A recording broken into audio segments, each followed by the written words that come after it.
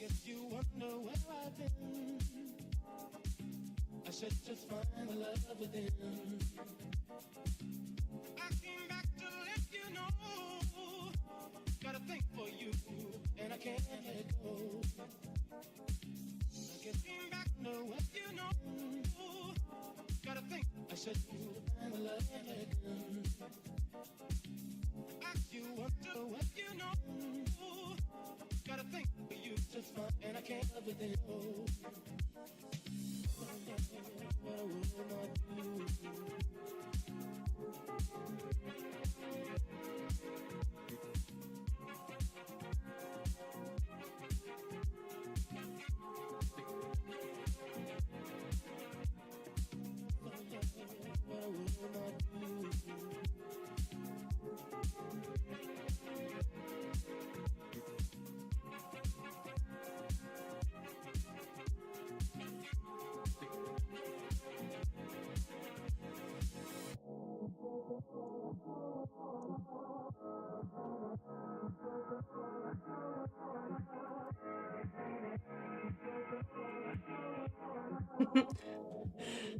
Hello everyone! Welcome! Thank you all so much for joining. Today is an absolutely wonderful day. Today is my 1 year anniversary with one of my beloved partners, Grim Graham. Huzzah. Well, if you're streaming, I just have a good anniversary and I'll head off to bed. Alright, you sleep well, Lulu.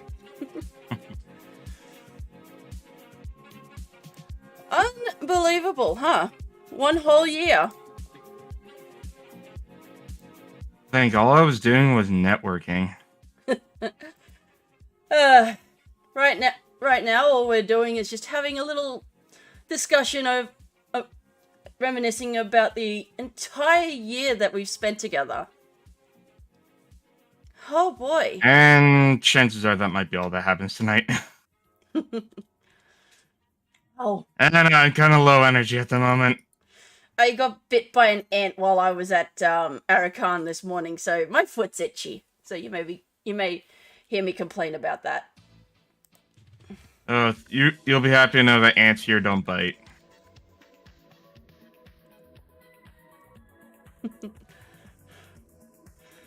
Okay, let's see. It looks like my bot isn't updating when I go live, so that's interesting. I'm just going to quickly let people know.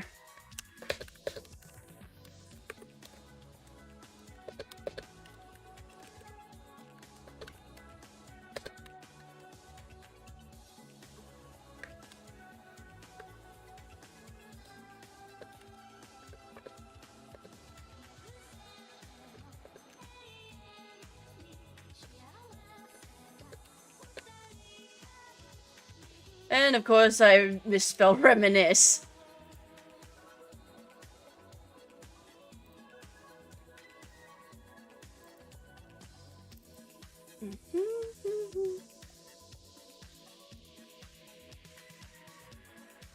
God, my back is killing me.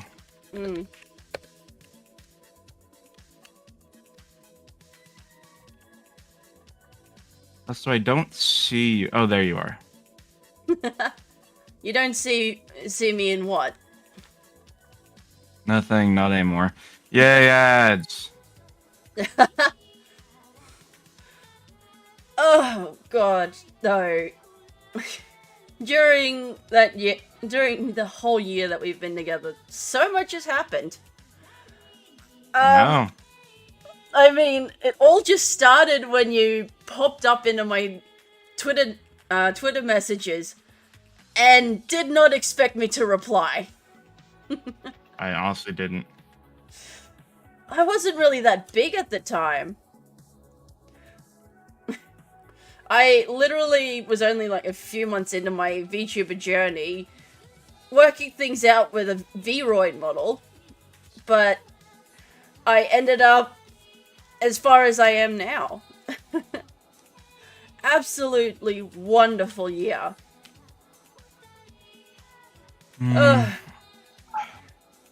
The many times where I'd gone to hospital because my blood wasn't doing well. This. Yeah, I remember that one time in particular. Ah, yes, when you literally had to yell at me to call an ambulance. And are you glad you did? Well, although it turned out to be a false alarm, it was pretty much just that I was overexhausted. Hmm. Of course, back then I was living with my family. They were causing so much stress on me that, how did you put it? It was like I put it a lot of ways. Well, I mean, from what I heard, when you were like talking with your family, I was literally being killed by the stress that my family was putting me under. And that reminds me of like one of the most stressful moments in our relationship was when you had that very narrow window of opportunity to get like $1.50 as down payment for your apartment. Yeah.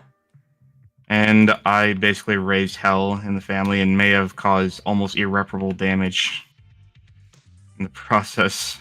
I feel so bad still for that. Yeah. Because I don't want to cause a rift in anyone's family. Well, you didn't. You almost did. But that was more me. But I still remember just hearing you sound like you were about to die, and that was one of the few times you see me like full out wailing cry. Was hearing you like that. I'd never heard any man cry like that, to be honest. My ex-fiancé did fake it a lot, just to play at my emotions. But you know, you just I wasn't sure how to react when I heard that. Because for the first time in my life, I actually heard someone crying for me. That was such a messed situation. That was also the first day I've ever seen my brother cry, because he was very concerned about me, and so much so that he was willing to go into his own, like, heartbreak just to try and convince me to calm down. Well, Definitely a side of him I've never seen before, and haven't seen since. I mean, here's this random woman you've met on the internet that you claim to have feelings for, and like I was even saying, you don't have to do this for me. It's fine. I can just wait until another place comes up. Meanwhile, I was under the impression, very rightly, that the stress was, as you said, literally killing you. Well, I mean, yeah, I was bleeding almost every single day. Exactly, and blood is important because of your condition. I knew that you would die, or at the very least, your lifespan would be severely shortened if I didn't do something. And then, like, just, like, so many things I found out about myself just by dating Grim. Like what? Well, the fact that I'm Just by- poly. I thought that was already established, but Not entirely. I was holding myself back in that respect because of the fact that, like, well, my ex always made me think that sort of thing was me cheating, you know? nope. But, you know. It was... Question, what was the first meme I sent you? Because you mentioned that not too long ago, and I totally forget what I sent you. Oh, that! You sent me a SpongeBob meme, you know, well, I didn't think I'd ever get this far. Oh, yeah. I mean, at that point, so what was going through my mind that day was, the semester is over. I have a limited time in the summer to network with people, so I'm going to start networking with anyone on Twitter who looks interesting to me. And the vast majority of which went absolutely nowhere. Then he came Not to a lot of people even replied either. But then he came to me, and I guess it was that surprising that I just went, "Oh, hello there." I was just like too shy to network myself at the time. I was very new to VTubing, so I thought, "Oh, I'll see how this goes." Never. So what else have you learned about yourself? Well, I'm starting to take care of myself a lot better now. And I wouldn't say it's something you learned about yourself, but it's definitely changed in yourself. the other things that I learned are probably things like that there are people that care. No matter what I've been told in life, there's at least 2 people that I know that care about me.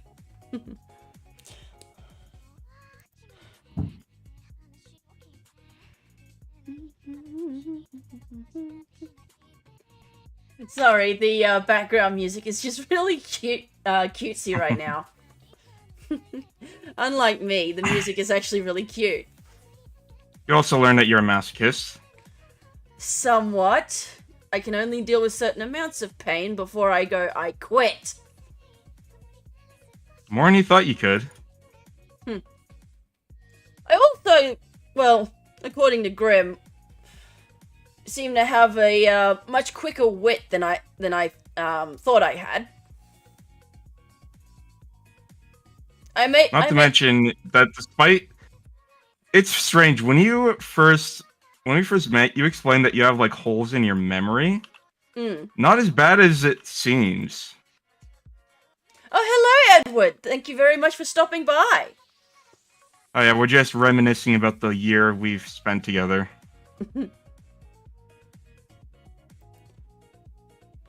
Yep.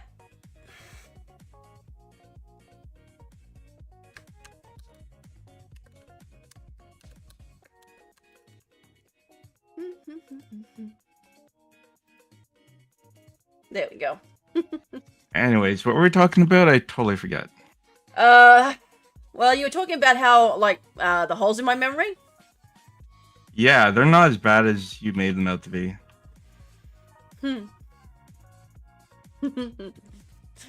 Edward's wishing us a happy anniversary. Aww.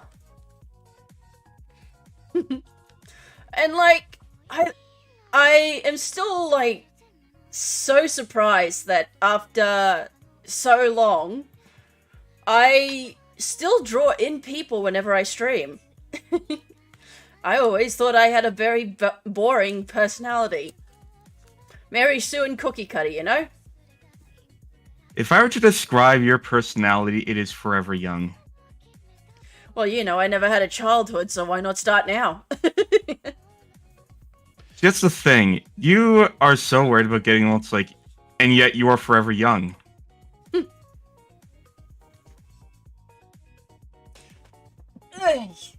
Just had to give a quick stretch there. So, you say that I was interesting to you. What about it? What about me was interesting to you? Since you told me you didn't watch my contents before actually contacting me. Well, that's not true. I did, like, small little clips just so I could see your voice.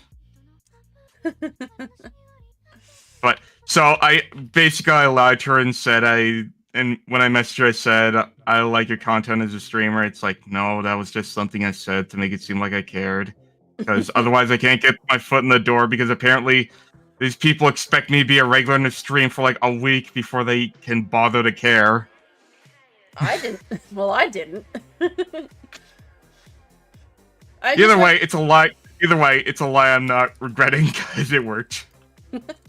I was just like, "Oh, hey, look, someone who wants to talk to me." And then after that, he joined my Discord server, and oh boy, not even a couple That's weeks. when shit went down. Oh yes. There I was think it was like literally the next day. I yes. woke up. Literally the next day, I was. Oh, hello, Joker. Hello, Tsuki. Thank you very much for joining. Hey, Suki, what's up? Not like the next day, someone came into my server to basically panic me to hell and back because this person knew me from before my VTuber days and was threatening to contact my ex-fiance, all because I said that I thought that his podcast was bad, but that was only because of the fact that my ex was on it. I didn't associate. Oh wait, he was on a fucking podcast. Oh god, I gotta watch this now. Oh, he was, but then he got kicked off. Literally a year. Oh, Literally a year after I leave, he got kicked off. was he the one who made it? Is this like a fucking Wings of Redemption story? He was one of the founders, yes. So it is like. Hold on. Were you dating Wings of Redemption? Well, he was fat. He was that fat. Remember, 160 kilograms. What's that in freedom? 320 pounds. Damn, that's a chunky. That is a chunky monkey.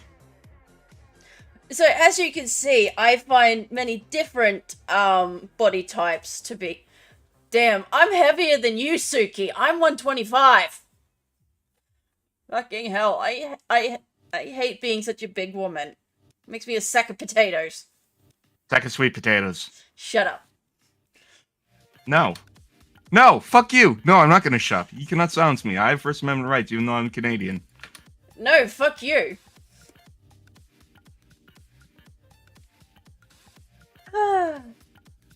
Only if you promise. Maybe later. Anyways, Because if we did it on stream, it would be TOS.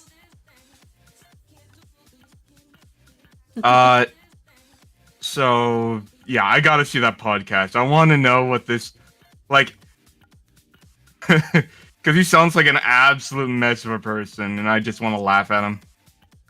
I can't remember the name of the podcast, to be honest. Shame. No, an Andrew Tate wannabe? I mean, he respected women basically as much. I was just there to basically be a mother that he could fuck. Let's just say that. I mean, I've had this conversation before with my psych teacher that actually people do want, men do want older women. They want the mommy type. And yet here I am liking younger men.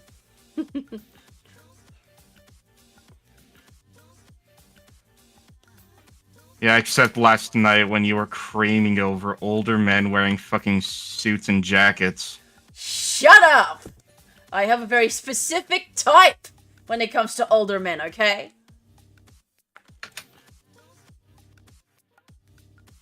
God. Yes, the silver foxes is what is the kind of male, older male that I like. Gotta have that class, after all. As with younger men, while I do enjoy taking care of my partners, I don't want to have to constantly be your fucking mother. I'm not. Yeah, that's strange. I'm not here to go. As I said before, despite being the oldest one here, you are definitely the child of the relationship. And again, that just makes you so endearing. 俺も可愛いじゃない。君の嘘じゃ。 Yes, you are. Yes, you are, and you're gonna give me a lot of practice before we have kids. Actually, speaking of, going back to the story of, like, my first full day in the server, she was freaking out. And I, being the fucking bro that I am, decided to say, do you want to talk about it? Would it be easier if you were in voice? And I think I said that because texting is hard, especially for long conversations. Mm-hmm. And in that, I basically ended up calming, for lack of a better word, calming your autistic meltdown. Sorry, I had to connect VTS to tits because Rocco did not get his throwable redeem. Sorry. Let me just. You know what? Just so that you have it. Ow. Okay, that time it was Dango.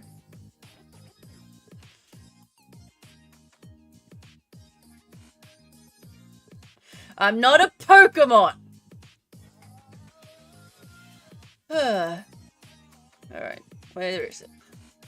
For some reason the sound isn't really working on this thing. Let's bring the audio. Gotta love it when Tits just wants to be a prick. Anyways. Yeah, during And Go on. And I don't remember what I said, but I remember typing massive walls of text and some kind of poetry. Oh yeah, the thing about the sword. Was something like that. Oh yeah, I remember that. That was like roughly around after we started dating, I think. Oh yeah, you left off at Autistic Meltdown. Yeah, so basically she was panicking and I know a thing or two about anxiety. Yay, commercial break. Fuck you. 1 of 5. Wow. I'm sorry, okay? I'm sorry. I swear to God, Twitch. This sinking ship. This whole place is a tinderbox. It's the only way I get paid. I know, but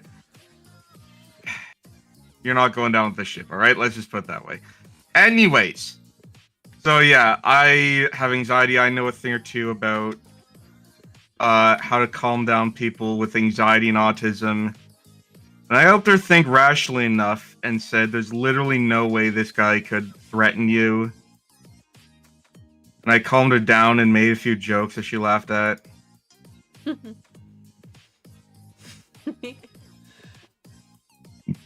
that seemed to work. And I guess, and like the more I learned about you, the more heartbroken I felt. Like, I felt like I was looking at an orphan puppy. It's like, how can I leave you out in the rain like this? And a certain someone, who we will not mention too much in detail unless you want to, like, had the gall to assume that I was with you out of pity. Yeah. And I think it was at first, but after a while I began to picture my life with you. Hello, Jester. And at a certain point, I realized, like, so what if she's older? So what if she has, like, a mental disorder I don't fully understand? And I think it was listening to Charles calm down Moria that really helped me to understand how to deal with DID. Well, I'm still going through the assessment. Yeah, and so I ended up thinking to myself, obviously this woman's flawed, but she's sweet, she's adorable, she's kinky, she is just as much, if not bigger of a weeb than I am. Ore mo otaku desu. But, so then I said to myself, yeah, okay, she's flawed, but so what? I don't care. Like, if these are the only flaws, this is not a deal breaker. And then, of course, there would be moments of doubt. And apparently, one of them even drew you closer to me. Oh, that was when you told me about everything that you were into, and I just sat there and went, and Yeah, I was afraid she'd think I was some creep. But turns out she was very accepting. I I certainly had fears, but she quelled them. I just looked at all of this and went, yeah, I see this all the time in the kink community. So what? That's also around the time that I began to realize just how much of an interesting person you were. Oh yes, one of the first streams that I was on with Grim. I think it was Which, by the way, you basically barged in. that that whole what was that? What was that stream? It was a roguelike. I don't think it was. I think it was Hard Space. Well, not Hard Space. I'm talking about the one where I told the story about one of the most fun times of my fucking life, which was at the hotel in the spa. Again, not sure which one that was. It could have been Loot River. I don't know. I think it might have been Loot River. But yeah, It's the one. It's the one where like you have to like move the platforms across water. Yeah, it's definitely Loot River. I guess it was that one then. But actually, I remember. So the first stream you sort of barged in on was definitely a Hard Space stream. Like I had never dealt with anyone, especially someone I just met, just wanted to say, "Let me onto your stream," even though it's not a collab. I just accepted it, and I forget how it started, but it ended up getting flirtatious. Here's the thing: we just ended up flirting for the rest of it. more like you were, and I was like, "Am I being hit on by a woman?" Because this is new territory for me. Well, yes, I am the first ever relationship we've had, dear. And it's pretty good for the first.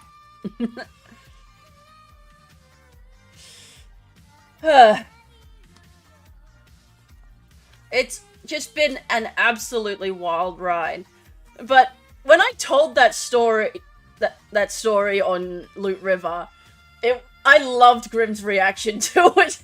It took him a minute before he actually went, wait, what? It was that kind of moment.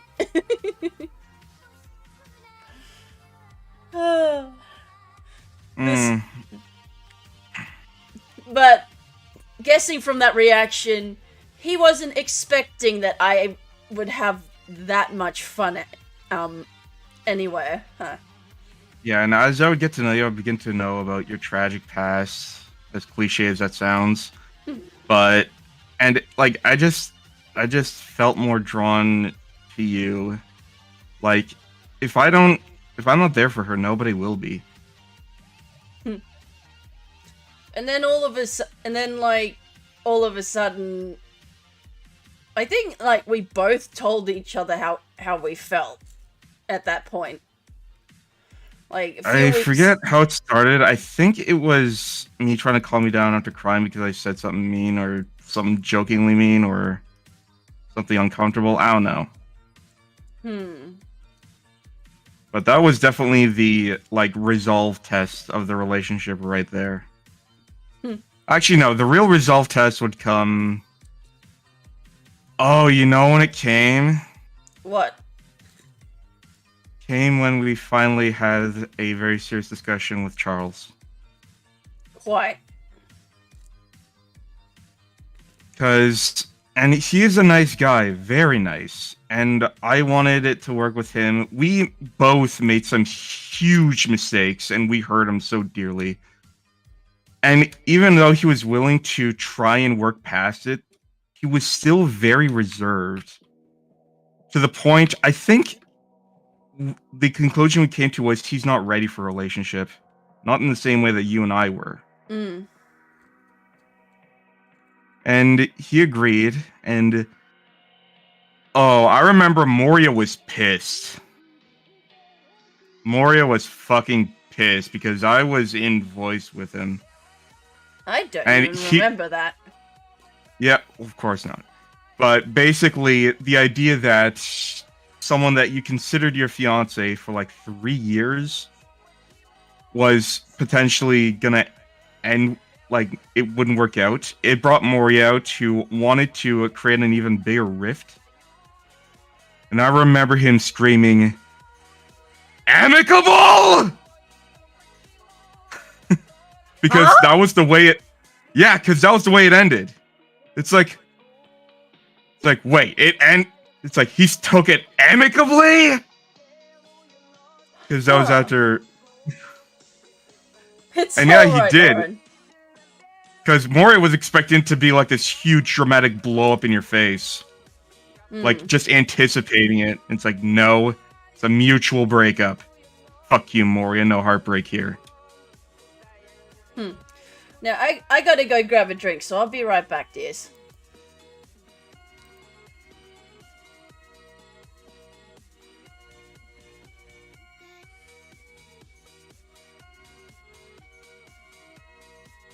Oh yeah, hey. So what we're doing now is we are. Wait, can they hear me? Oh yeah, they can. Just the stream's really delayed. So yeah, we're just reminiscing about how we met because this is our 1 year anniversary. Today marks the day we officially started dating.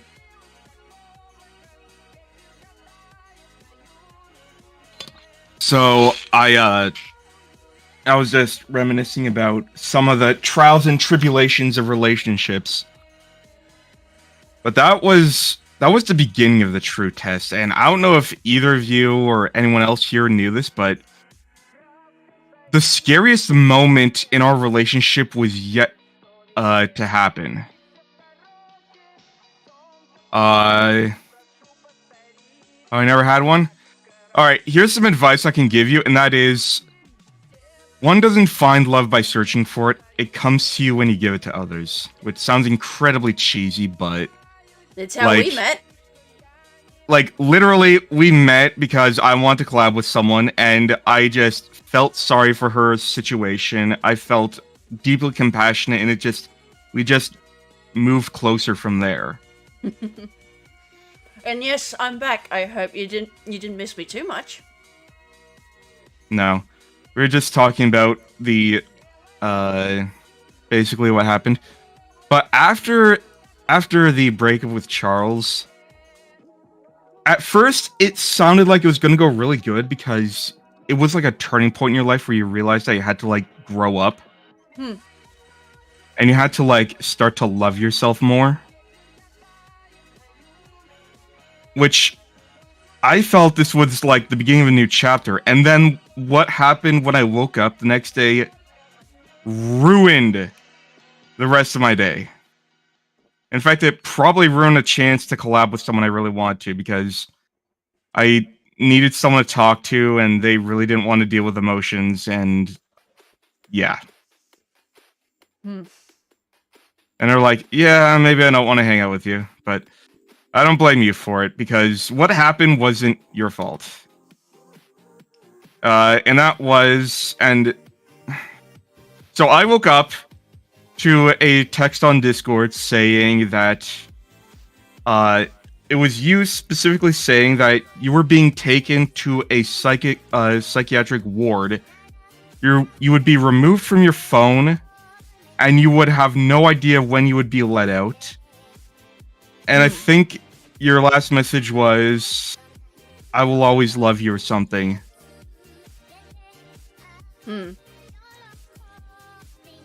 And that, I tried to push it out of my mind. I could not. The idea that you had some kind of an episode and you could be locked up for God knows when, just as it seemed like things were about to get better. Yeah, I I'd ended up having a psychological breakdown because I was holding back all of my real emotions and I was fighting against myself in every single way. And Yeah, it was It just so ended up- terrifying. it ended up with me banging my head on the floor at that over point. and over until they had to like pick you up. And I remember it was like around 1 p.m. my time when he finally got back to me. I was thinking this could take weeks. But you're only there for a night. You had come back, and I immediately called you, and I was in tears. I was very surprised when because I was just expecting, oh hey, you're back. But then No, like, I was terrified. My anxiety was eating away at me. The fact that you were in such a horrible situation, I couldn't do anything about it.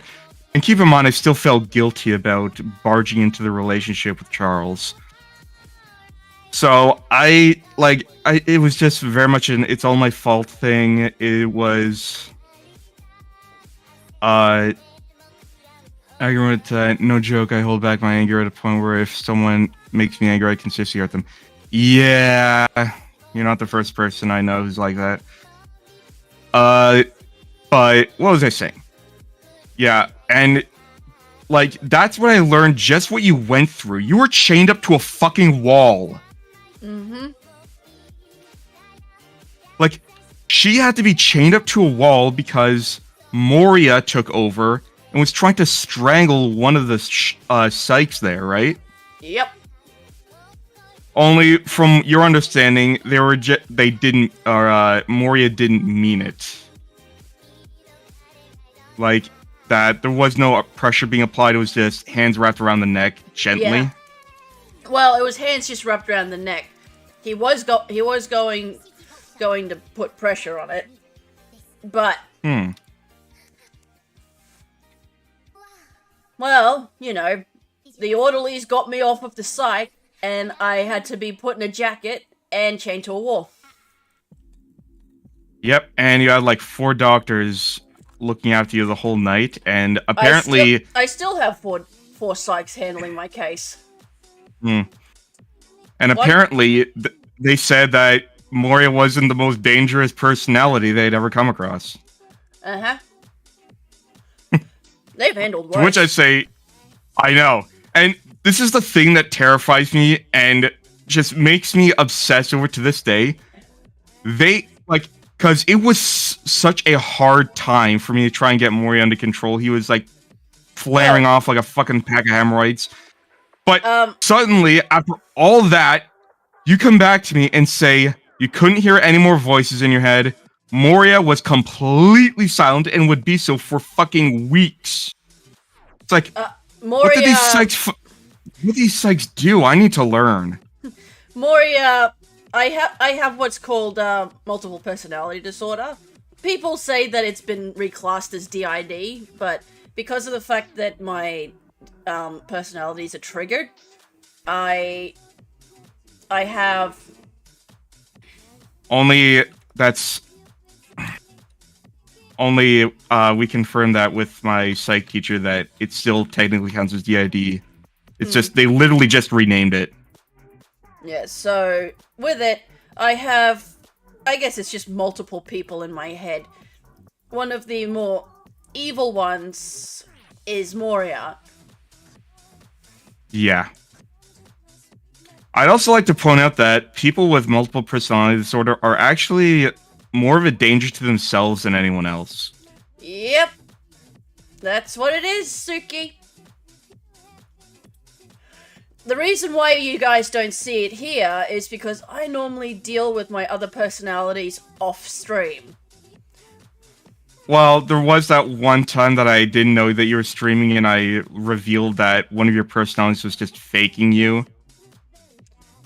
Well, that is true. Sometimes my others will bounce my personality. It's actually work in tandem rather than against them.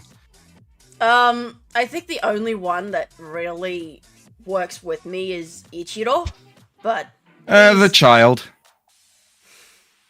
The child definitely was helpful. Well, from what I know, the child only comes out after I've had a really severe amount of stress. Oh yeah, we only ever met the child once. That was it. Ira, I met on 2 occasions, but other than that, it was mainly just Ichido and Moria. Essentially, from all the stress and tribulations I've dealt with in my childhood, as my sites have put it, parts of my personality have fragmented to the point where these separate personalities exist. But now I'm being reassessed for it because of the fact that some people are in disbelief about my diagnosis. Like your sibling. I was trying to not say that. Sorry. It's okay. At the same time, though, it was kind of hard for me to believe at first. Like, I didn't really start to believe it until I had to deal with them face to face. The characters, And even then, I didn't fully understand. the characters I've made are all actually based on personalities I have. Hmm. So, like, this person, Felicity Hayami here, is basically like who I am normally. who you see? I'm crass. I'm rude, but I'm also very motherly and kind. At least that's what people tell me. Wearing an apron and nothing else. What are you talking about? I don't even wear an apron. So, there is a way I describe her, which is as she will welcome you with a tray of freshly baked cookies, but she's wearing nothing but the apron.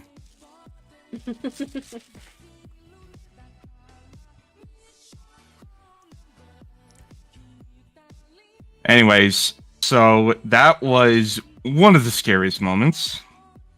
It wouldn't be the last one though, because there would be times where you would intentionally not tell anyone that you were running low on medication.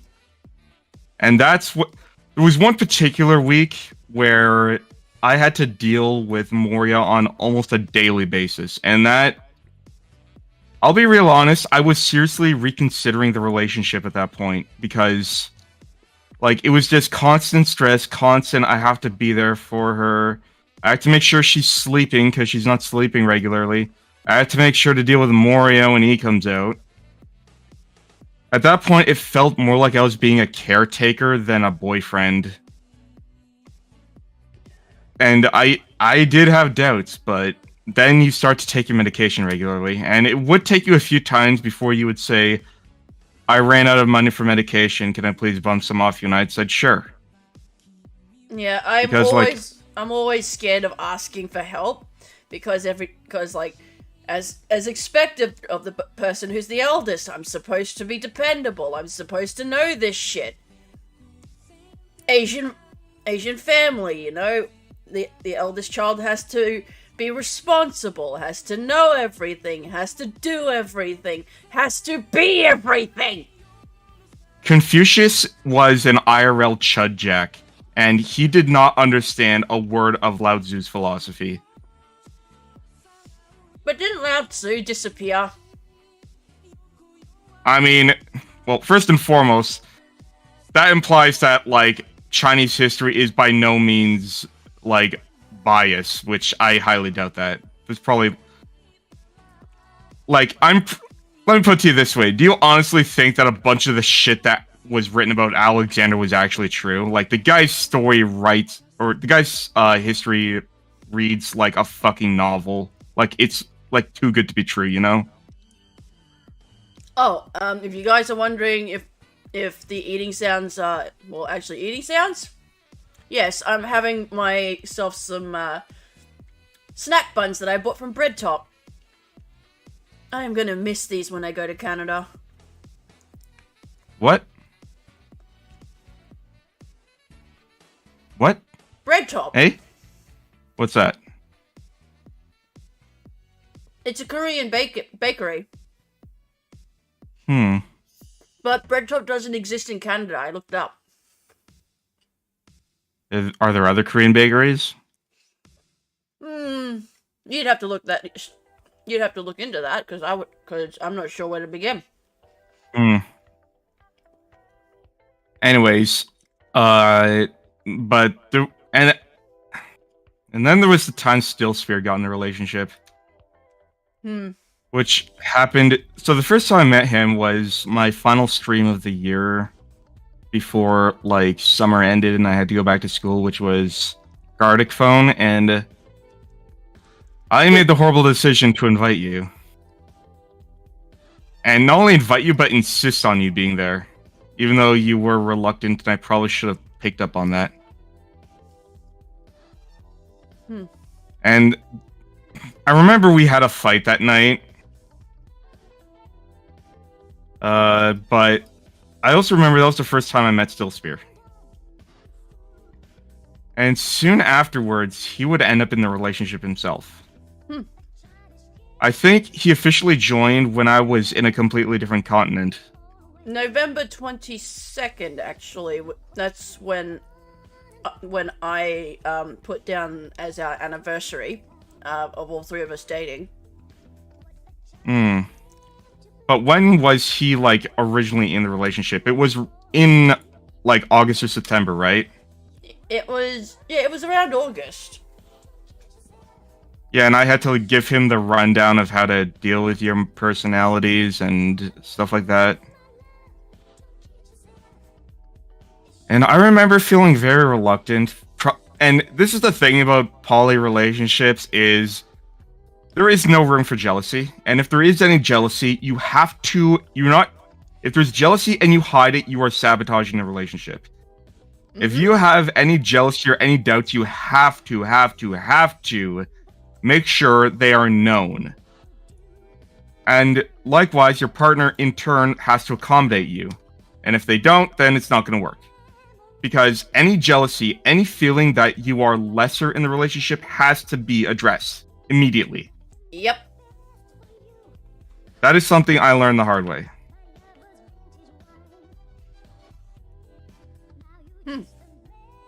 And it did take me a while, but Still Spear and I did get along.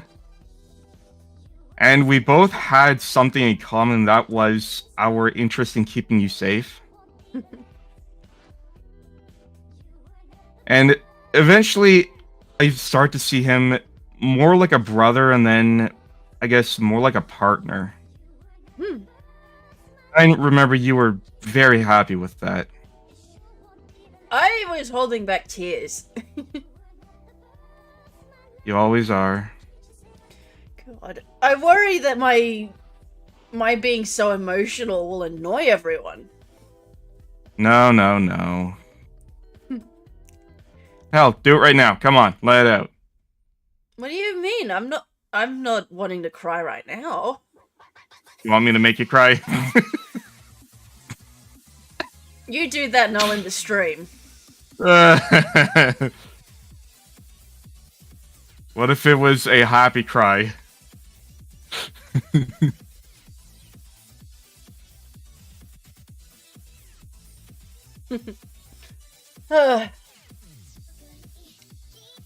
Anyways.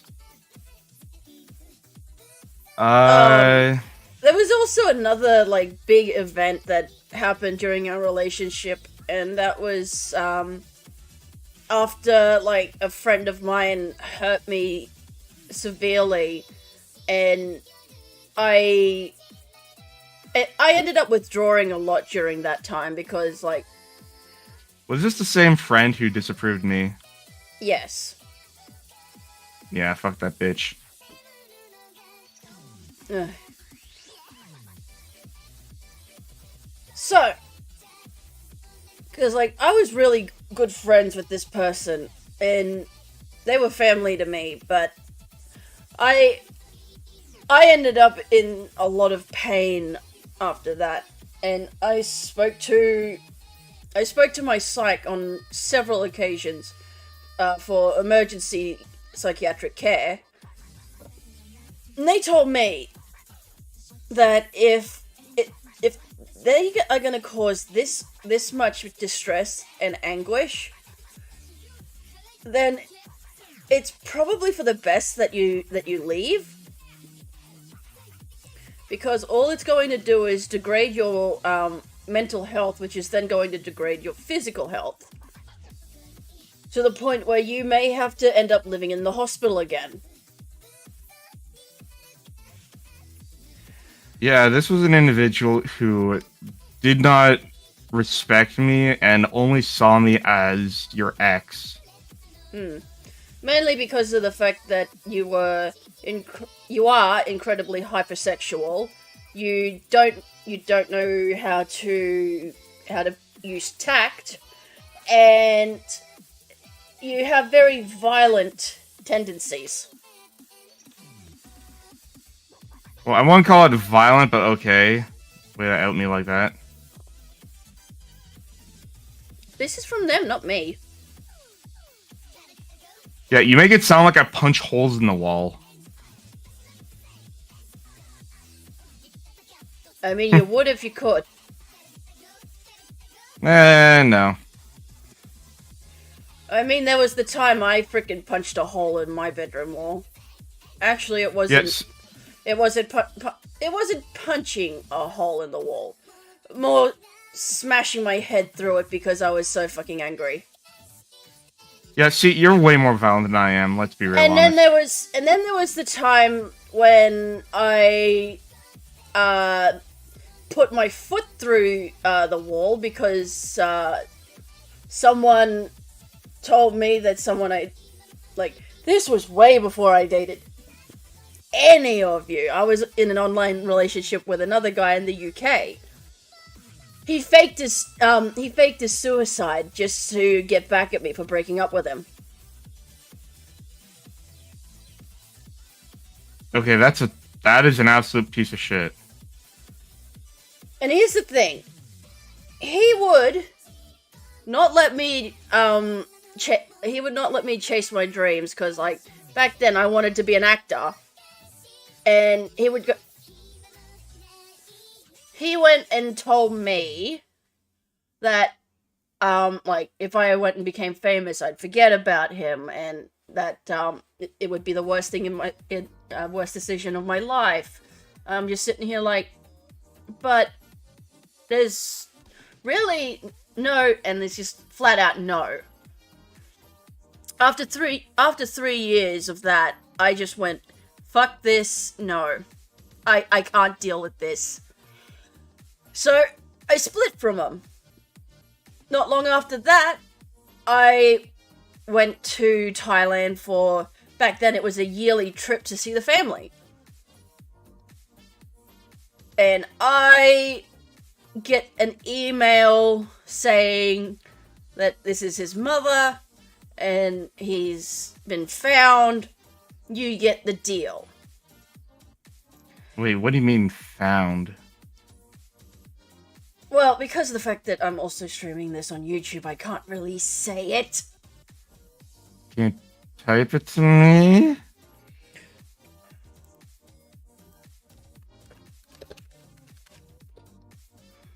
Because I feel like I'm missing something here. There we go. Let's just say he was playing from the rafters.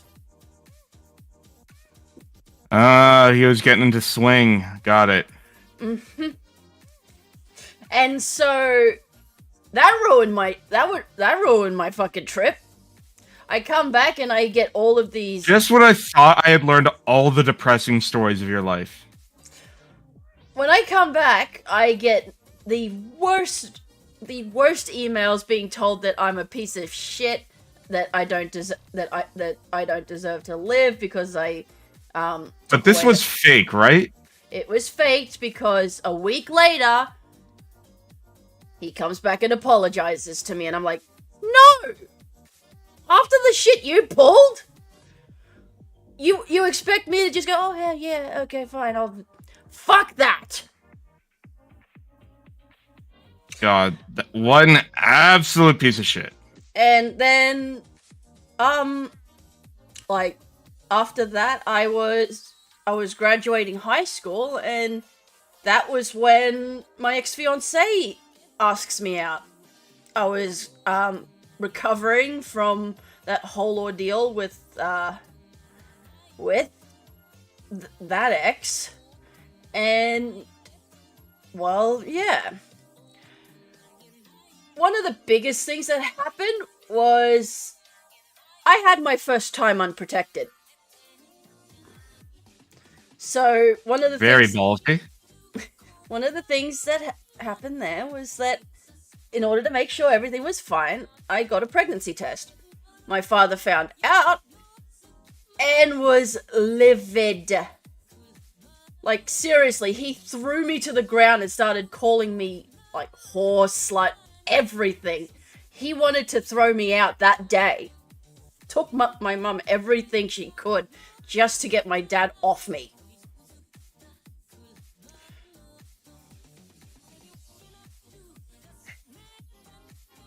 I'd never seen a man that big run that fast in my life. What, you mean your ex? Yep. Anyways, that's all happened now. And But back to us. yep. Back to the present. So, what are some other memorable moments from the year? X is two letters from next. Well, I guess I guess this one other memorable thing was when I said that I'd found a place. You were so happy. Like, I felt like you were literally dancing on the other on the other end of the line. I mean, I wasn't, but I was genuinely breathing a sigh of relief. Holy fuck, she's gonna live. You have to remember, early on in this relationship, I saw you as someone who was on life support.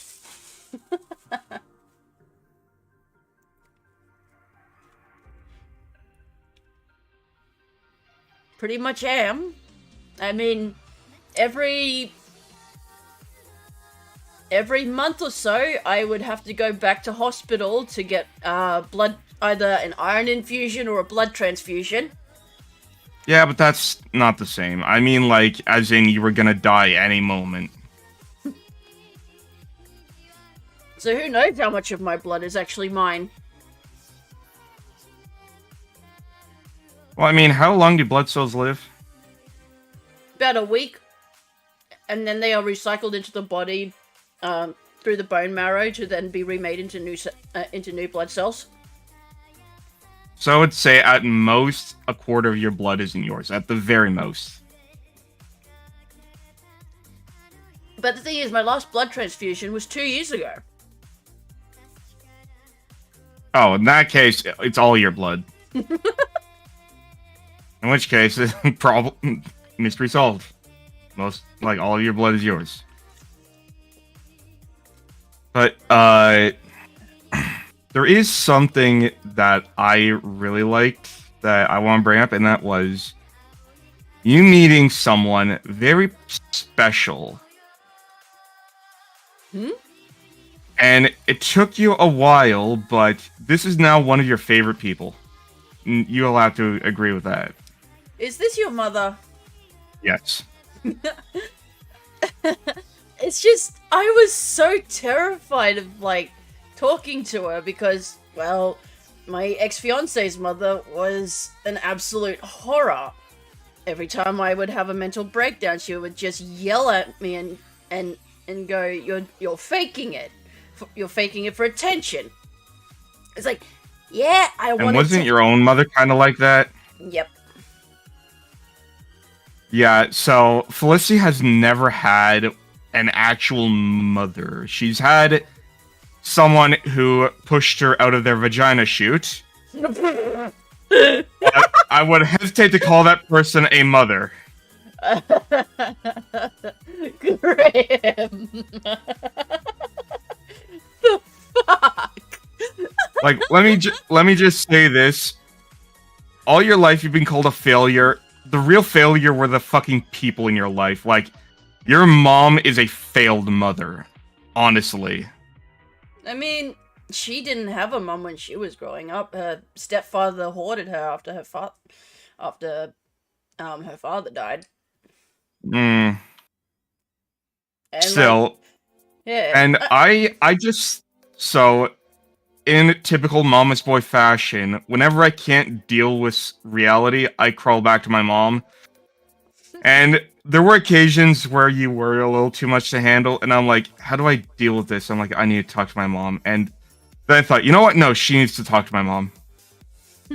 Especially since her mom's not really a good mom.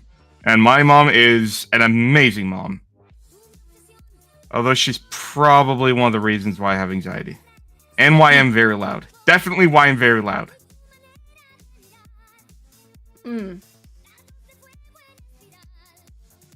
Parental incubator. In a way.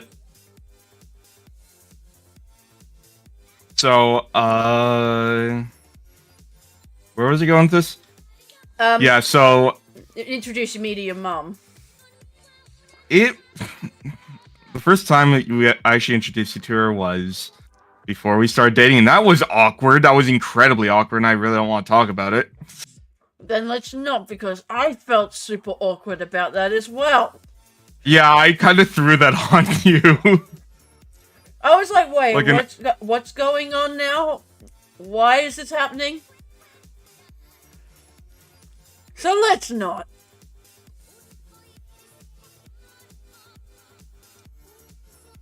No, Edward, it's like severely awkward to talk about. Yeah, it's one of the most embarrassing moments ever. And I remember the way you introduced yourself to this, basically this Gen Y, like 50-year-old woman is, I'm Hayami-san. It's like, why do you have to say it like that? As if she's a weeb. Look, that was like the only way I didn't want her to know my name. I mean, Felicity isn't your real name either, but it's like, who the fuck introduces themselves to like a 50-year-old Canadian woman as Hayami-san? I'm Asian, shut the fuck up. Yeah, but you're not Japanese. Anyways. Get fucked.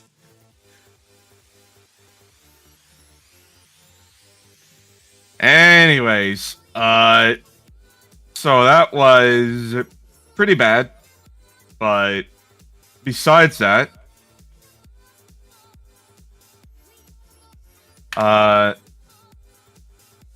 like, it took a while for you to, like, actually open up to my mom.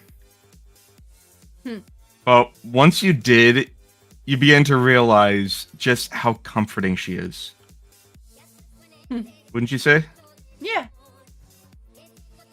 Is there any way you'd like to describe it?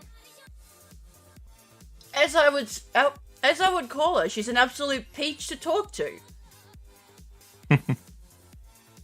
I know. It's like, I had a feeling you would have been such good company with her, and that's part of the reason why I wanted you to come here so badly rather than me going there, because, one, I would actually melt if I were to go to Australia. Like, I would have to curl up into the fridge to survive. But besides that, okay. God, okay, just picturing myself in, so, I'm going completely off topic here, but just picturing myself trying to fit into a fridge, like, it's like that one, part from JoJo Part 4, with, like, the fridge with the rat. I'm not gonna spoil too much, but that's probably what would happen if I were to crawl to a fridge. Anyways, but more importantly, the other reason was because if I were there, then you wouldn't be without a family still. Like, a functional family. Like, my brother, my sister, my dad, my mom, you wouldn't be able to, like, interact with them regularly. You wouldn't be able to see what a family is actually supposed to be. That's the thing. You've never had a really healthy relationship with anyone in your immediate family, right? No. And I'm still excited for you to come here this Christmas because like we're gonna decorate the tree with you. We're gonna like you're definitely gonna be helping my sister bake cookies. You're absolutely gonna help. Might make my and own. like I could just yeah, exactly. I could just imagine the bonding you could have with my mom and my sister. And I could just imagine on Christmas Eve you singing Christmas carols. It would, like it's just so sweet. And I remember the night I actually introduced you to my family for the first time. And it was a pretty big thing for me. Like it was something I never thought would happen like 6 months ago. And like my aunt and uncle were there too. Were you stressed? You were probably stressed. Very. I was just like, oh boy, I hope I don't do anything to fuck this thing up. Since you know I fucked it up with my ex's parents, I fucked things up with my ex's family. Yeah, but then again, fuck things up. I'm probably gonna fuck things up here. then again, the way you describe your entire neighborhood made it sound like urban Bogan or Bogan. Bogan. I'm learning. He's still trying to learn the difference between this kind of Aussie and this kind of Aussie. Yeah, it's like urban Bogan. Like that's the way I would describe it. It's like you said you grew up in a middle class neighborhood. I'm like, bitch, middle class neighborhoods don't have like people killing cats. Oh yeah. Middle class neighborhoods don't have like not one but at least 3 dysfunctional families in a neighborhood.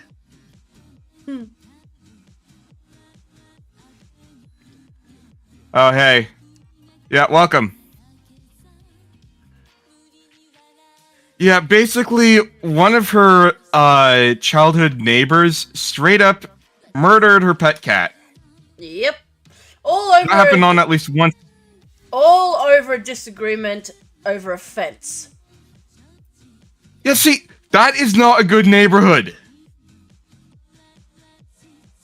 Like, that is a ghetto. I'm sorry. And if that's standard in Australia, then I'm sorry, no offense, but Australia's just a giant ghetto.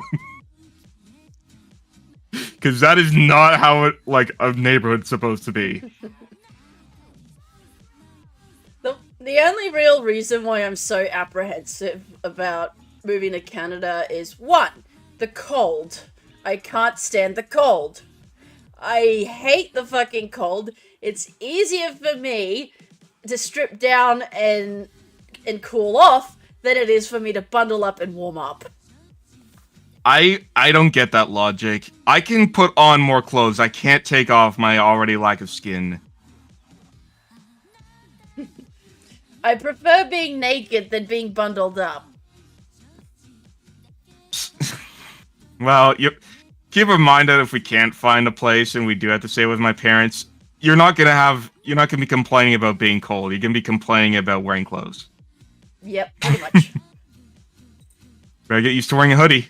Oh, Grim is a Knuckler V. He doesn't have skin.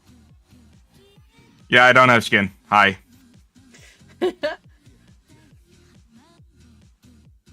But, yeah, like, God. I'm just remembering, like, you were so scared of my mom. Meanwhile, it's like, you've never seen a real Italian family. And you said that your ex was Italian. It's like, no. You haven't seen a real Italian family. And you know how I know it? It's because Italians put family first. My ex-fiance, his family would always equate how, like, disconnected they were to being Sicilian Italian. I'm like, so Sicilian Italians all just, like, they would take their sons to a brothel as a coming-of-age thing and all this kind of bullshit? Oh, yeah, that's Sicily. Like, there's three types of Italy. There's Northern Italy, which is kind of more French and Swiss. There's Southern Italy, which is where my family comes from. That's like, I would say, proper Mediterranean Italy. Are you talking about Mexico? What do you mean? I don't know. And then there's Sicilian Italy, which is Mafia Italy. Uh-huh.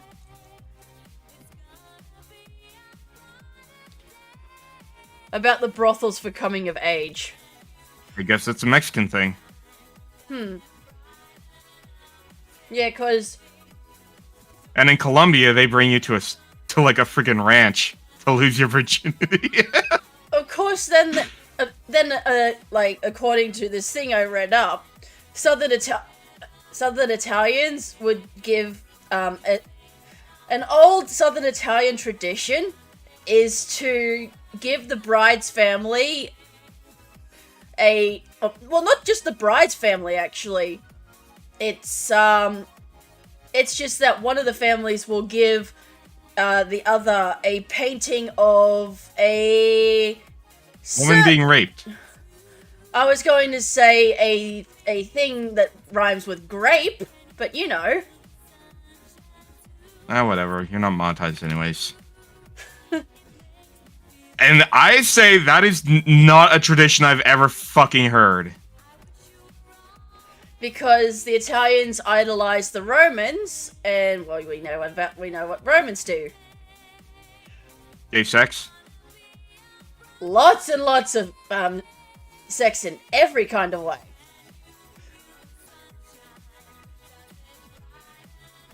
I mean, that sounds like something you'd be kind of into. Hell yeah.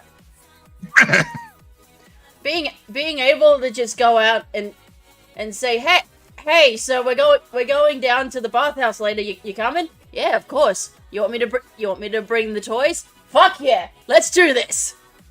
At the same time, I could not picture anyone in my family doing that. It's like, no.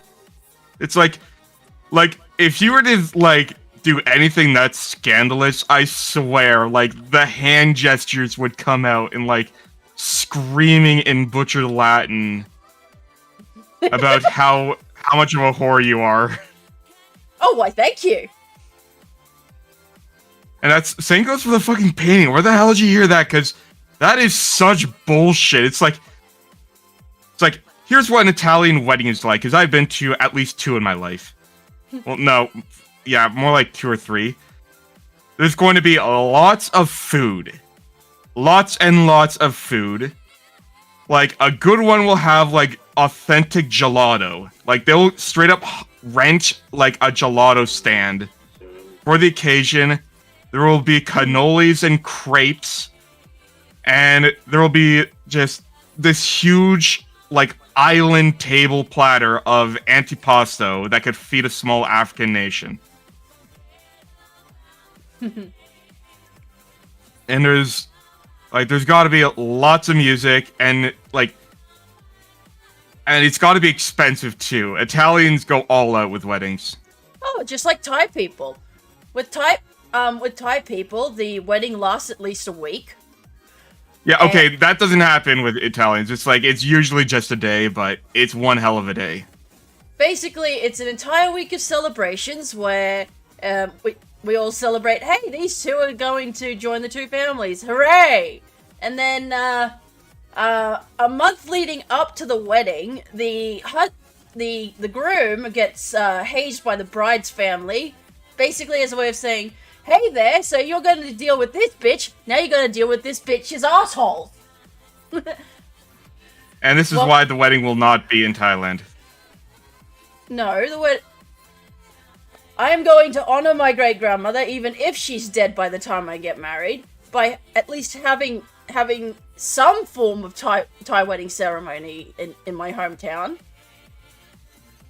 Then you're doing it with Still Spear, because I'm not dealing with hazing. I don't like being targeted like that, and you know it. You can like dole it out, but you're not.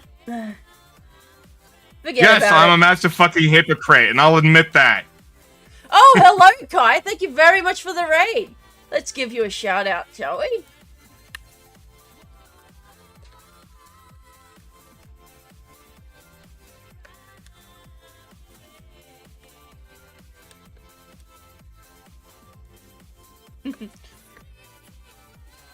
There we go. Go give Kai a follow if you haven't already.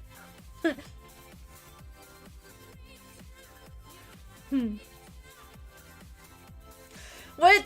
So, to anyone who is new here, arigatou gozaimashita minna, Goshujin-sama, and everyone in between. Thank you all so much for joining. I am your beloved stream mother, Felicity Alexei Hayami, and I am a supportive yet fun stream mum who enjoys streaming whenever she can and helping out the VTuber community as much as she's able. The lovely gentleman next to me is one of my husbands. I'm Graham. stream dead. He streams over on YouTube, so And go, we're just reminiscing about 1 year being together. yeah, his very first relationship, and it's just he didn't expect it to work out this well. I know. It's the first relationship, and by the looks of it, it's probably going to be the last. Well, from what you've told me, if things don't, if like I suddenly pass Yeah, let's not away- get dark. Let's not dark. No, no, no, no, no, no, no, no. Let's not get dark. Fuck. Fuck, we're supposed to be happy. This is a celebration. We're going to be happy. and he Where am I, says, you family? no. Oh, Oh, you never had to deal with the. We're going to be happy, and you're going to like it. You never had that growing up. well, yeah. I've been told that, but I'm not allowed to be too happy. Remember? Well, no, opposite, but whatever. Anyway, Okay. So Takeo has said that you've hit the lottery. yeah, I got kinky Asian tomboy GF, kinky Asian mommy tomboy GF. As well as a submissive British bottom. Ah, Lulu is so cute. Almost as cute as you. 俺も可愛いじゃない。君嘘 You じゃん。 are. Yes, you are.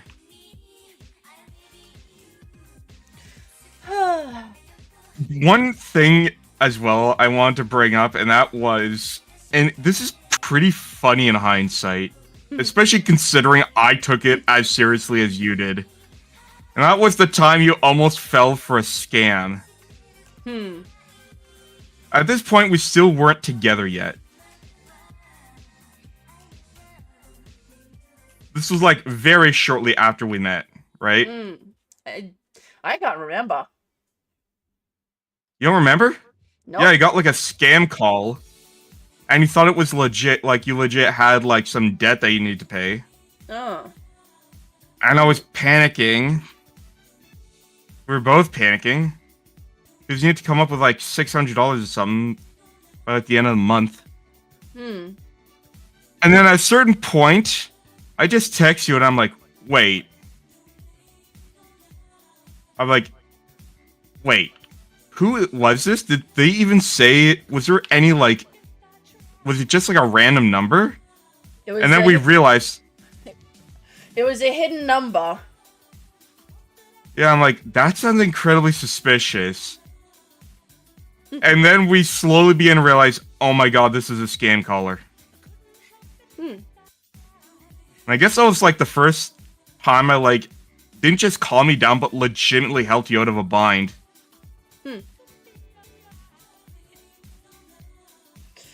The next time was like me having to come up with the money to move into my into the place I live in now. Yeah, and as I said before, I nearly tore a rift with my family because of how much I was panicking over it. And like here But- I am sitting on the other end just going, you don't have to do this. I don't want to I don't want to cause. Meanwhile, you sounded like you were on your fucking deathbed It's and like, making me fall. I was just lying there going, "I'll be fine. It's okay. I'll just find another place." You sounded like you were about to die.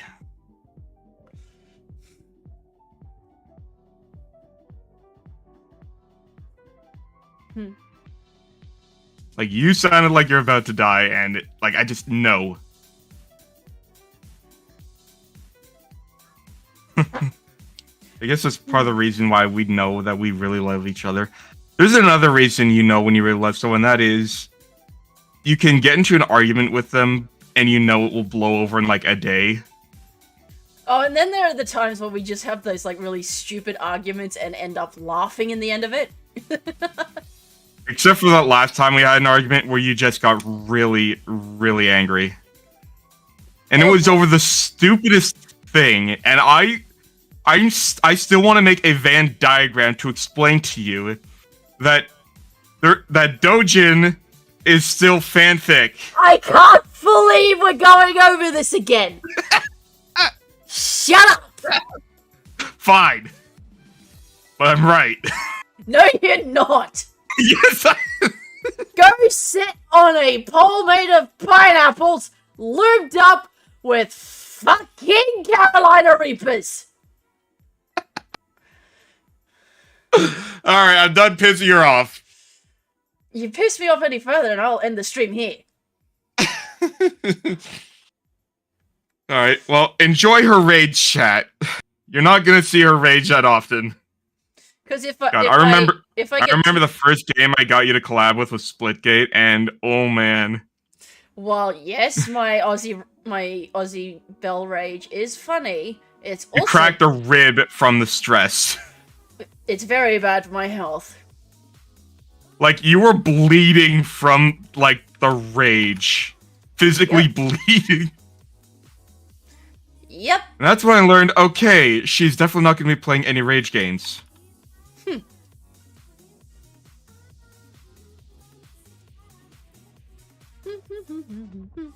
Okay. I gotta switch over to PNG mode because I have to go and rest myself. I mean, if there's nothing... I mean, if you have nothing else to talk about, maybe we can end it here. You wanna... Hold on a second. Only if you think this is a good place to, Well, like, leave it off. The thing is that there's still so much that we can talk about with, like, our relationship. Oh, hello, Blue Ghost! Thank you very much. I mean, for we popping would, in. but you might get banned. Because we could talk about our first night together and our second night together, and that god-awful cringy third night, which I don't want to talk about. Let's just say that when you meet someone new, you basically have to feel your way along, alright? Oh, you were certainly feeling me. Anyways. Oh my god, this is the first I'm actually making him blush. No, you're just making me cringe. Come on. You're making me want to kill myself. Oh, come now, dear. We both You make me want to... to... I want to commit Hayakiri to get rid of the fucking cringe and embarrassment. Alright? And yet you sounded like you were blushing. I'm not blushing. I'm legitimately cringing. And I will end the stream if you keep pushing this one. I'll just keep it simple then. There's just been so much that we've been through. I mean, does anyone have any questions? Actually, that's a good thing. Anyone in the chat have questions about relationship advice or just something about us they want to know? Yeah, you guys have anything you want to, like, chat with us about? Because I would say you're definitely way more experienced than I am, although your experience has been bad, but I'd say we're both fairly experienced enough to talk about relationship shit. How many times were you in the doghouse?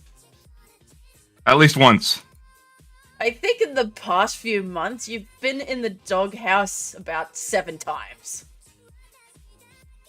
You know what's funny is that you're never gonna get me to do that in real life. It's like I'll just lay on the bed and like, what are you gonna do about it? You can go. He'll try to like. You can go sleep on the couch. I say, okay, make me. Literally push me off if you can. This is why I'm putting a lock on our bedroom door.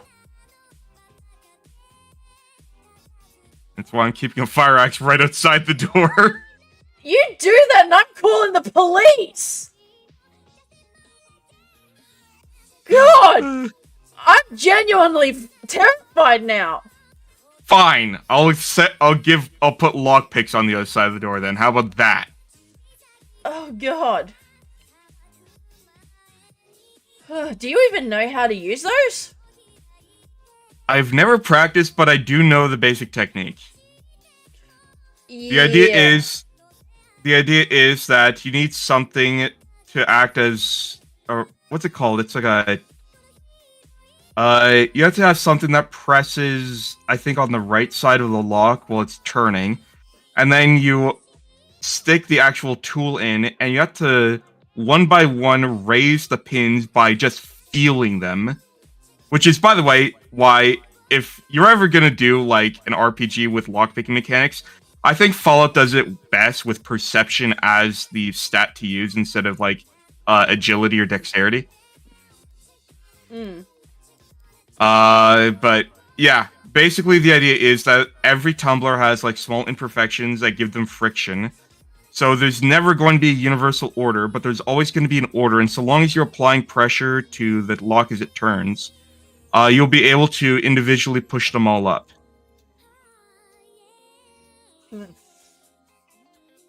Yeah, tension bar and a rake. And I do know that you can easily buy a practice lock on Amazon, and it's transparent so you can see what you're doing.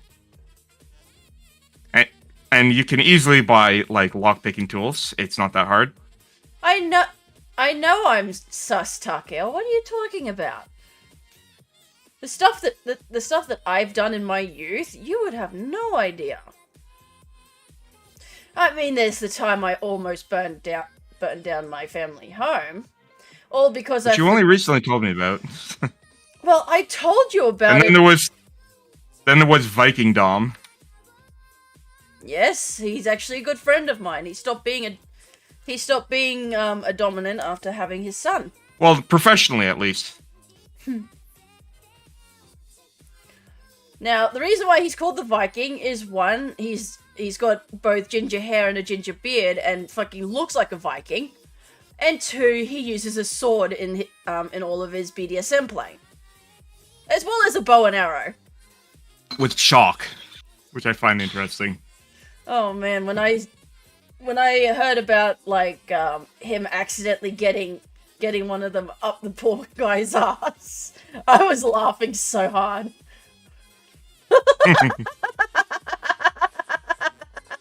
There's the cute laugh. God, I was laughing so hard yesterday, and actually, was it an actual sword, or was it like a kendo thing? No, it was an actual like Viking sword. It was sharp. No, it was blunted, so. Okay, so it wasn't really real. He did have a sharp one for those who wanted to use it for blood play. People are weird. I can't stand bodily fluids. I just ate 2, so I'm getting sick.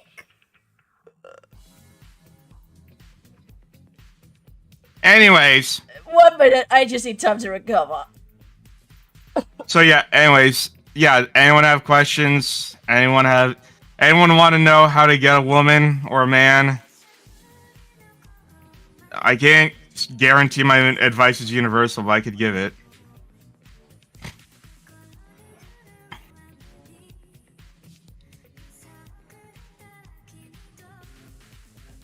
Also, if anyone here is like a straight up incel who thinks that they are genetically incapable of getting someone, no, you're not. Alright, I'm back. Like, anyone who says that they have a genetic disposition of getting a mate is just giving up on life. Those who call themselves incel, it's basically just that they don't really want to bother in improving themselves. I say mostly. Like, there are just people who think that even if they do improve themselves, doesn't matter. Because they're just a creep, and they don't know how to change their personality. Honestly, I mean, look at Grim. He thought the same way, but look where he is now. Exactly. It's all just about finding that person that you just click with. Yeah, the nice guys TM who... Milady. Fucking hell. I've had plenty of those in my By the way, she wants me... Felicity here wants me to fucking dress like a nice guy. Look, I have a thing for suits, okay? Shut up! You want me to wear a fucking, like, waistcoat with a fedora and, like, a vest? It's like, you literally want me to look like I come from our atheism. Not a fedora. A top hat and a cane. Still, you want me to... Just, no.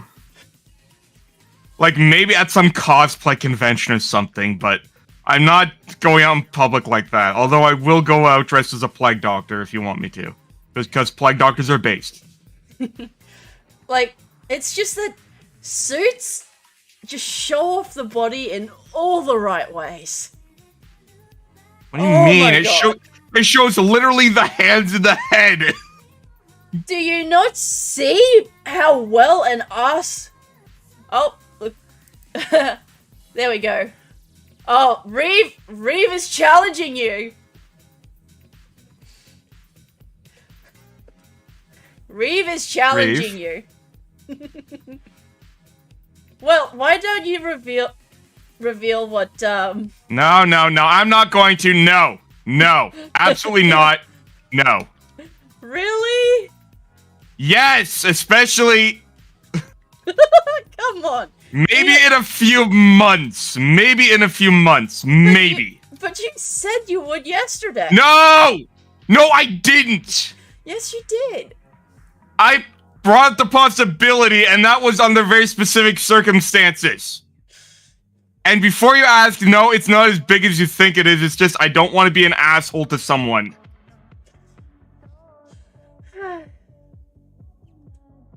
It's your anniversary and you won't do it.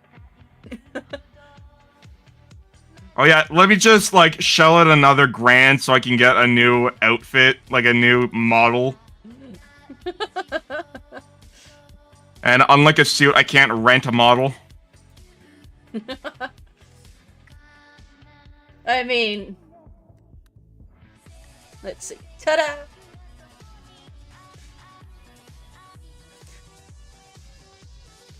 How's everyone enjoying my alternate outfit?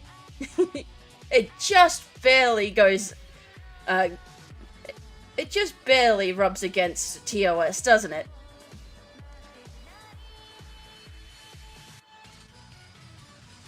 You absolute slut. Oh, but you love it. Oh, indeed I do. I want to rip that belt right off. Oh, thank you very much for the, Oh, that's another thing. So, aside from wearing a suit, she also wants me to look like a goth BF. Like, wearing nothing but black with a bunch of, like, belts for no reason. Like, you know those, like, outfits that have, like, belts everywhere for, like, no reason at all? Looks like Tits is not going to be working for this stream. Sorry. Don't know what's going on. And we got a nice pair over here. Eh. But yeah, do you think you have any relationship advice? Me? Yeah. The best way, really, with, relationships is just... Don't... As we said before, don't try and force yourself. As one of my favorite comedians said, Lewis Black, don't try... love is like a lost fart. If you try and force it, it's probably shit. Yeah, like I said, one does not find love by searching for it. Like, I did not think a year ago I would be in this situation. Like, if I just want to ask her for a collab so I could network and grow. I didn't think I'd end up with my soulmate. Like, I literally tripped and fell into this like it was fucking Narnia.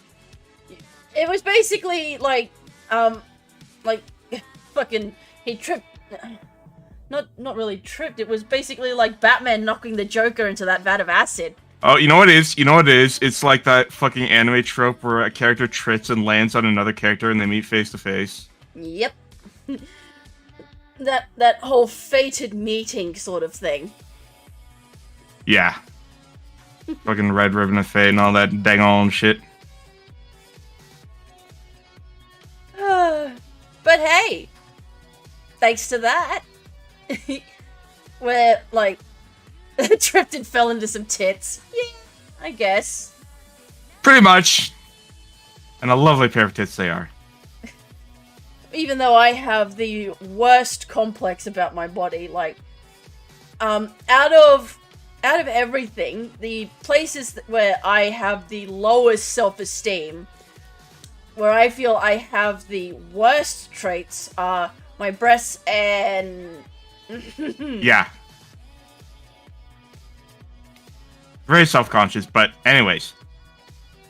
If I were to give any advice, well, first and foremost, to any ladies or just anyone who wants a man, here's my biggest piece of advice, and that is, if a man is willing to share his deepest insecurities, that's how you know you found someone who wants to be committed. Like, there is nothing harder for a man to do than admit his weaknesses. Like, it is something genuine, like, that is precious to a man, is just being emotionally vulnerable. Would you agree? Definitely. And like, a lot of women tend to think, oh, men are supposed to be all this strong and manly kind of thing, and then it's like the other end where they're the effeminate men. There's no in between. There's actually that lovely gray area where guys want to just open up to those they are closest to. No, I would argue, to an extent, even effeminate men are like this. The idea is that because of social pressures, men always have to appear like they're able to be helpful in their community. They can never be like the sick one. They can never be dealing with things that are outside of their control, which is why if you ever ask a man if something's wrong, they'll never tell you. And if they do ever tell you something's wrong, that's how you know you have gained their absolute trust. Because they're willing to trust you with that shit. Like, this is why a lot of men want mommy types, is because they want a mom, because mom is someone that they can trust and they can cry and, like, tell them about how they have such a hard time in life. Is mom is always there. Mommy will take care of you. Yep. And what was that thing Frozen said? It's like, you have no idea how many jocks just want to be held and told everything is going to be alright. Yep.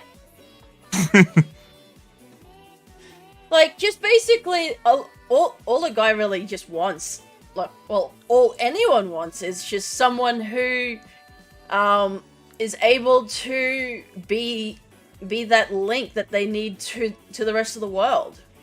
Make them feel like that they have a place, whether it's a place that... That's the thing. You talk about how much of a burden you feel, and I have said before in the past, you give me someone I feel like I can take care of. You make me feel like I'm not a piece of shit.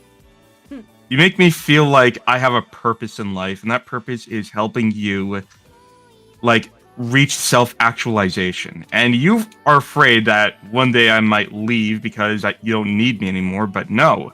Because self-actualization never ends. We're always in a constant state of striving, and Schopenhauer, blah, blah, blah, once you pop, you never stop. Anyways. But what is your advice about dating women? Do you have any advice for men out there? Thanks for the drink redeem, Runa. I just did. when it comes to dating, it's not always about like there's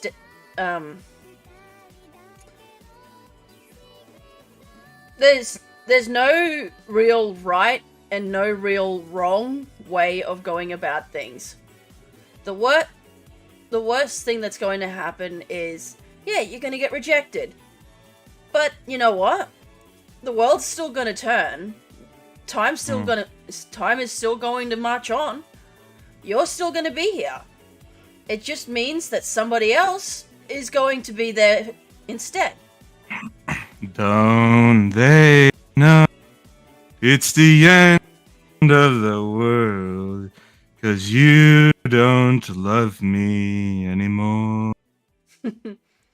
Oh, You know that song? No, but like, just all It's the time. basically about exactly what you're talking about. Because of the fact that, like, I have a tendency to calm down when I'm sung certain songs, and Grim has learned which ones calm me down the best. And if it's a song that I really like, I tend to sing along with it. So like, one time I was having a really horrible day and I was crying. All of a sudden, I just hear him singing "Fly Me to the Moon," and I was crying for a whole different reason at that point. But when when I like had calmed down, we just spent a solid good amount of time just singing Frank Sinatra. Yeah, but like anything specific for someone who wants a girl. Anything like very specific, like what do girls like? Keep in mind that most men look at women and see them as these esoteric eldritch beings beyond time and space, which I do to an extent. To be fair, there are some things about you I still don't understand and may never will. Well, when it comes to women, it's just really we have a hard time trying to be open because we're always taught that men don't listen. So the best thing I can really say here is don't think that way. It's not that men don't know how to listen. It's just they're probably preoccupied with something else. Sorry, what was that? See what I mean? Yeah, I'm just busy perfecting rocket riding and ultra kill. See? But no, I am actually listening though. My point exactly. But like, isn't there something else like confidence? For example, women like confidence. That's a good one, right? It's not always that women like confidence, because sometimes being too confident is a turnoff. It's obviously, but like you said that there was anyone that would ever turn you gay. It's a woman who knows what she wants and takes it. Yes, it's basically you have to have that perfect balance of knowing what you want and being able to just go, you know what, this is what I wanted, this is what I want, and I'm gonna go for it. I think my advice for people who want Riz is don't appear desperate. And like, it's not easy to figure out, and this is why you need a sense of empathy, is at what point are you too much of a creep? At what point... And this is why there's rules like you don't call her back until 3 days later or some shit like that. Also, not being cocky. It's more certainty. Yeah, like, don't act like you have it in the bag, but act like you're serious. Because what women want is certainty, stability. That's what we want most. We want that whole feeling of we're going to be kept safe in the relationship that we're in. That you are going to keep. That you are going to. Yeah, I think I forget happy. who said it, but I remember someone was talking about Twilight, which apparently is getting a remake. Oh God! And what they were pointing at was the reason why women liked Twilight so much is because it struck that balance of a man who will solve all your problems, but still be there to listen to you talk about other problems. Where it's like that sort of like they can solve all your problems, but there's still problems, and they listen to you and stuff like that. Would you agree? Mm-hmm. It's all about. It's like they're willing to stay with you during your worst moments, while also being able to appreciate your best days. And that's, by the way, that's the difference between like someone that you're dating for fun and someone that you're serious with is, can you go 24 hours without talking to them? Because I can't remember the last time we went 24 hours without saying something to each other. We never did. In something as simple. There have been times. And usually when, like, but it's very rare when it happens, I'm usually concerned for you. It's like, she's not talking to me. Is something up? That's another thing. If an argument is something that will blow over in 24 hours, and you just are looking forward to spending time with each other, that's another thing. If you're not looking forward to spending time with each other, you better have it end mutually now. Like, because this is someone you're going to have to spend every waking moment with, whether you like it or not. So, when you don't like it, you better still be able to tolerate it. And likewise, you always have to have that sense of, it's going to pass, and she's going to stop being hysterical eventually. No offense. But yeah, especially after very recent tragic events, I was confident that you would get back to normal eventually, and for the most part, you have, like 90%. And I just knew that so long as I would stick around, and so long as I had faith, because that's another thing in a relationship, it's faith, as I've said before. Love's my religion, but you are my faith. It's about having faith in your partner that they'll bounce back and they'll still be the same person you fell in love with. And this is also why relationships can go bad if they never do return to that state, which, like, tragedy or heartbreak can do that. Like, if a child dies, the parents may never see each other again. And then the mother may or may not try to conjure a tulpa, but that's a completely separate thing. Which will eventually kill her, and she won't be found for like 3 years. Excuse me? I'm totally not talking about the case of Olivia Mabel, by the way, which is a very creepy case, which actually has, like, police records behind it and everything.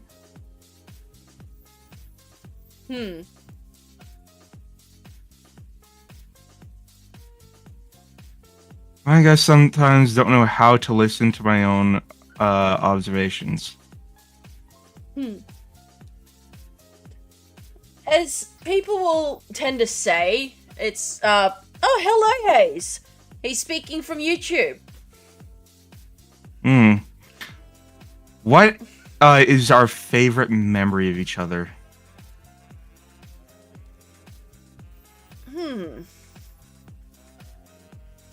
I'd have to say the first time we fucked. Like, that was very magical, honestly. Just learning just exactly what it was. Yeah, just showing me this realm that was completely alien to me before. It's like, it sounds fun, but it's like, I don't think anyone forgets their first time. Did you? Well, I don't. Exactly. It's like, But it's that's because the whole thing that happened after my first time was quite traumatic. Fair. Alright, bad example, but it definitely felt like something very new and very different. And I didn't feel scared, I felt excited. I felt like, I don't know, it's hard to describe. Now, I do have to preface this. It's going to be my first time meeting Grim in person. in December. We have been creative in other ways, but anyways, what was your favorite memory? Was it the second time? Honestly, I'm not sure. I guess the most the one that like stuck with me the most was just when we were doing the Loot River stream and I told you the story of like the time in the hotel. It made me giggle so much afterwards. I just couldn't stop. Interesting. So that is the one memory you would always cherish. Mm-hmm. Curious. Like, I'm always very self-conscious about the way I laugh because it literally sounds like a Disney villain. Yeah, but it's cute. Wouldn't do it. It sounds. How do I explain it? It's. Have you ever seen a video of like a kitten trying hot peppers for the first time and they have that like reaction? It's like that's kind of what's like. See, and that's kind of like your kind of cuteness. It's just thinking of it as me laughing. like I don't know. It's like there's something about the way she laughs, which is just so cartoonish that I can't help but smile.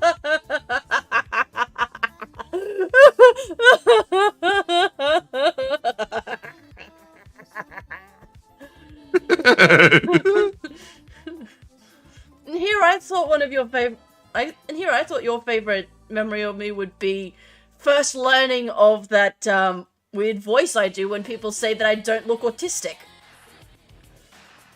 That's funny, but it doesn't have as much sentimental value to me. Yeah, basically, like our first time was such an experience. It's like, and I shared it with you of all people, and that's part of what makes it so fitting and so appropriate. Now, for those wondering, I'm a practicing VA, and one of the many voices I do is only done whenever someone asks me, or whenever someone tells me that I don't look autistic, because it's like I tell people I'm on the spectrum, I'm a high functioning autistic, and I'll have people turn around to me and go, "You don't look autistic." Oh, well, I'm sorry, I don't look like this.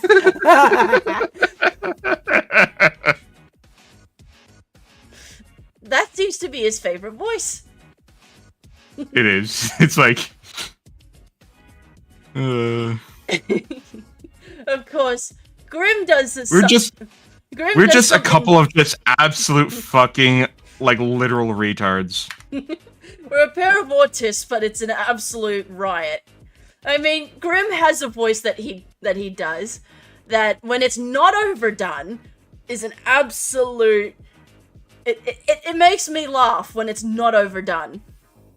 Animal! It's aggro! It's ammo! Yeah.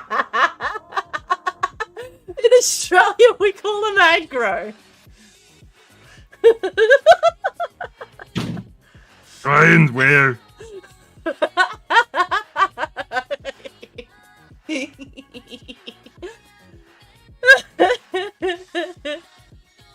Oh my god. I'm actually getting a noise complaint now. Maybe we should end it. It's this stream has actually lasted almost 2 hours. 6 minutes left to 2 hours.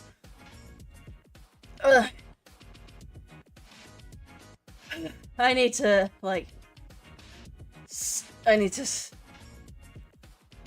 cool off a bit before I can do anything. Give me a minute. What? Okay. So, thank you all so much for joining us for A Bayonet! we're not ending off just yet. And was that you trying to mimic the way I speak when I do my outro? Maybe. What of it? God. It's...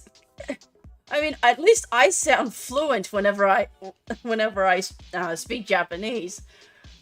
You, it just sounds like you're just beginning to learn.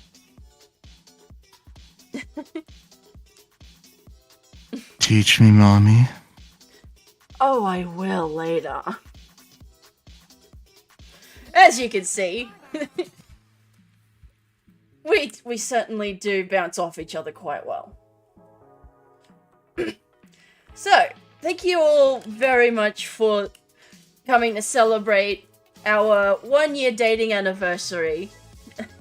It was grand just to be able to reminisce and think back on the entire... All this happened in a year, by the way. Like, a singular year, and we have the rest of our life together. The rest of your life is gonna be a fucking adventure. I feel like when I go to Canada at the end of the year, I'm gonna see you down on one knee or something. If that happens, I'm gonna fucking cry. God.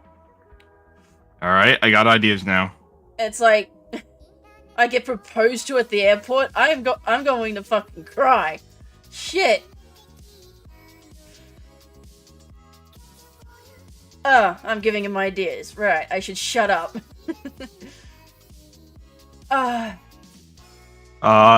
Actually, you know what that reminds me of? The way my brother-in-law proposed to my sister. Oh? And it was pretty suave.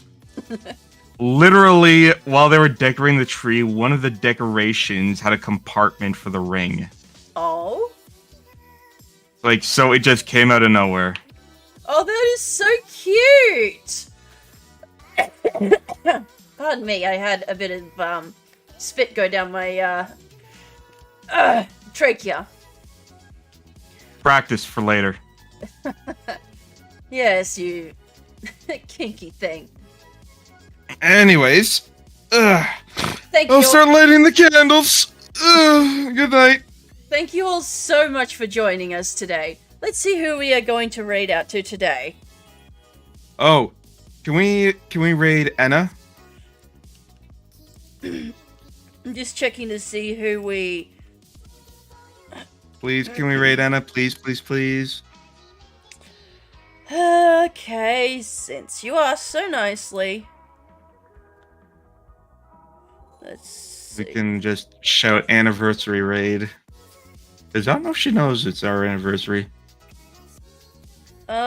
It doesn't seem like I can see her streaming. Oh wait, no, there she is. Alright.